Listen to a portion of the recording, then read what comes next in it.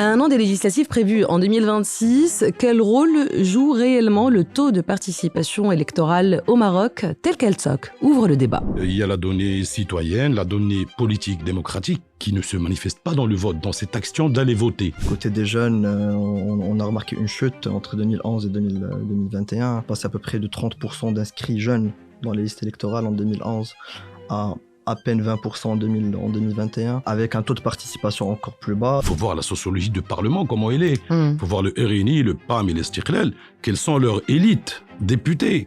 Qu'est-ce qu'ils font? C'est généralement des hommes d'affaires, des gens qui ont des intérêts, qui sont venus. Et ça pose une grande question sur l'avenir de la démocratie marocaine. Un parti qui a réussi l'exercice électoral a tout le droit de choisir le profil qu'il veut. En 2021, officiellement 50% des électeurs ont participé, mais plus de la moitié de la population n'était même pas inscrite sur les listes électorales. Peut-on inverser la tendance? La jeunesse marocaine, elle a une forte demande de la chose publique, de la politique, mais cet intérêt reste bloqué dans des manifestations autres que participer au processus électoral. La jeunesse n'est pas politique, elle est politique autrement. C'est une moyenne mondiale. L'intégration des jeunes dans les structures, c'est entre 3 et 6% au niveau mondial. Entre fracture générationnelle, numérique et réforme électorale, comment redonner goût à la politique?